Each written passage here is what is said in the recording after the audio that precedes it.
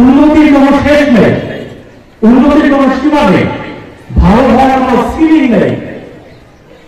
আপনার সামনে ভালো হওয়ার, উন্নতি করার দোয়া অনেক বড়, অনেক বেশি খোলা আপনার সামনে।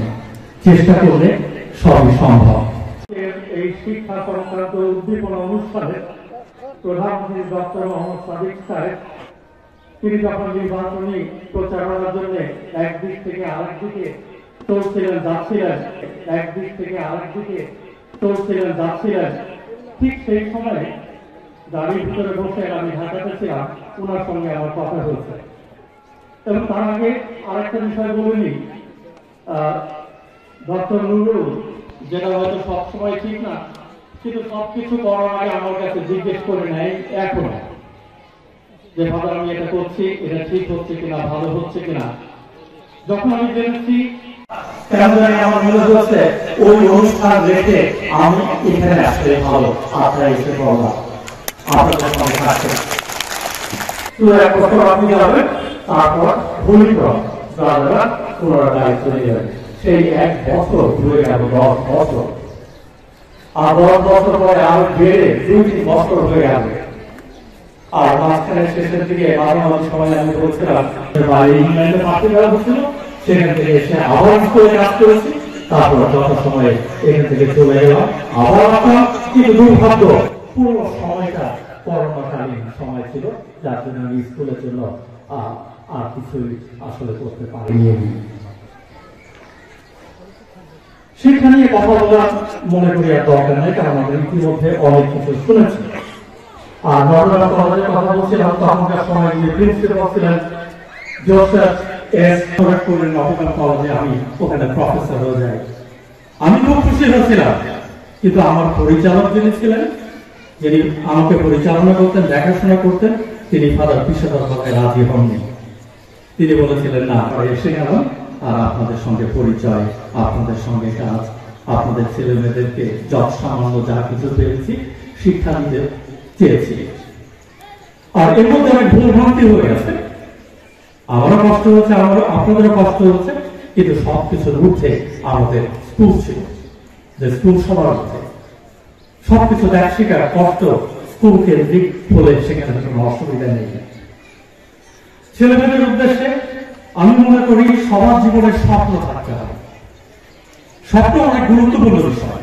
স্বপ্ন আমাদেরকে যথাযথ স্থানে নিয়ে যেতে পারে। স্বপ্নের তীর ছুঁতে হবে আমাদেরকে একটু উপরে, যেখানে আপনি যেতে যাচ্ছেন তার থেকে একটু উপরে আপনি তীর ছুঁড়বেন, আর ঠিক আপনি যেখানে পৌঁছাতে চাচ্ছেন তীরটা গিয়ে সেখানে লাগবে। তাহলে আমাদের সবার চেষ্টা হোক, করবেন আপনি জীবনে কি হবে, কোথায় পৌঁছাবেন, কি করতে চান আপনি এলাকার জন্য, সেই সব কিছু আমি মনে করি আমাদের সময় এসেছে যে আমরা নিজেদের বিষয় আমরা নিজেরা চিন্তা করতে পারি। এবং সেই সঙ্গে আমাদের আত্মবিশ্বাসী হয়ে উঠতে হবে। আত্মবিশ্বাস, বিশ্বাস না থাকলে তো হয় না। আমি যখন নবগ্রাম কলেজে পড়াশোনা করতাম, আর এখন মুখে মুখে বা যে কোনো ভাবে, যে কোনো আমাদের পরিবারে, আমাদের শিক্ষা ক্ষেত্রে এবং বিভিন্ন আমাদের ছেলে মেয়েদেরকে আমরা অনেক পিছনে ফেলে খারাপ থাকলে ভালোবাসা করতে পারি। আমাদের সবার চেষ্টা সেটাই হোক যে আমরা যেন সব দিক থেকে আমরা ভালো থাকতে পারি এবং ছেলে মেয়েদেরকে যেন আমরা উৎসাহিত করতে পারি। উন্নতির কোনো শেষ নেই, উন্নতির কোনো সীমা নেই, ভালো হওয়ার কোনো সিলিং নেই। আপনার সামনে ভালো হওয়ার, উন্নতি করার দোয়া অনেক বড়, অনেক বেশি খোলা আপনার সামনে। চেষ্টা করলে সবই সম্ভব। আমি পড়াশোনা করতে চাইনি। আমার বাবা সেই সময় আমি যখন ক্লাস 3-4 পড়তাম, তখন আমাকে বলেছিল যে তোমাকে কোনো বাড়িতে গিয়ে, মুসলমান একটা বাড়িতে গিয়ে তোমাকে মাইনে রেখে আসি, ওখানে কাজ করবে, গরু ছাগল দেখবে। আমি অত্যন্ত খুশি হয়ে গিয়েছিলাম যে আর লেখাপড়া করা লাগবে না। কিন্তু এখন বুঝতে পারি যে লেখাপড়া করে বা লেখাপড়া কি বা কেন আমার বাবা গুরুত্ব সহকারে। আপনার মনে হয় আমি জমি জমা থাকতে পারি যেমন ছিল আমার বাবা, কিন্তু সব সন্তানকে উনি শিক্ষিত করেছেন। জমি জমা হারিয়ে গেছে, আমাদের শিক্ষা হারিয়ে যায়নি। শিক্ষা হৃদয়ে আছে, শিক্ষা এখনো লালন করি, এখনো শিক্ষার জন্য চেষ্টা করি, এখনো শিখে যাচ্ছি প্রত্যেক দিন প্রতিনিয়ত। আজকে এখান থেকে কত কিছু শিখে আমি বাড়িতে ফিরব। কথায় আছে সৃষ্টিকর্তা আল্লাহ তাআলা তাদেরকে সাহায্য করে যারা একে অন্যকে সাহায্য করে। আমি মনে করি আজকের এই অনুষ্ঠান একটি বার্তা আমাদের সবার কাছে পৌঁছে দিয়েছে।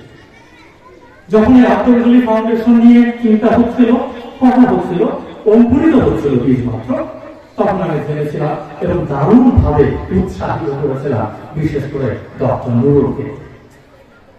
নিজেরা দেখতে পাচ্ছি এই অঞ্চলে শুধুমাত্র একজন কেন ডাক্তার নুরুল থাকবে, একজন কেন শাহ আলম থাকবে, একজন কেন আব্দুল মনি থাকবে, একজন কেন জোসনা বেগম থাকবে।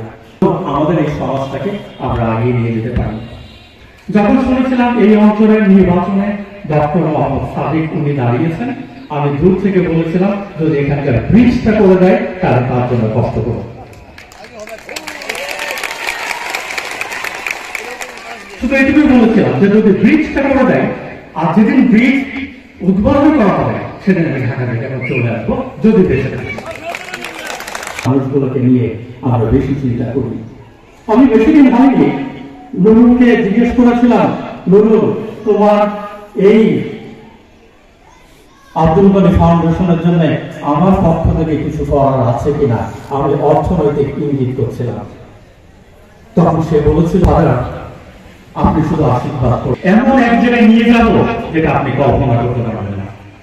তার কথা, ডাক্তারের কথা, তার পরিবারের কথা। তাহলে আজকে আমরা সবাই তাদের জন্য, আর আমি অত্যন্ত খুশি হয়েছিলাম ডক্টর নুরুলের মা এখানে উপস্থিত ছিলেন, অত্যন্ত খুশি হয়েছি। আমার অনেক প্রিয়জন, প্রিয় মানুষ, প্রিয় মা রত্না গর্ভা, তাকে এবং তার বাবার কথা স্মরণ করেছি। সবাইকে আমি মনে করি আজকে ঠিক এই মুহূর্তে ওদের সবার জন্য জোরে একটা হাততালি দিয়ে দিলেন।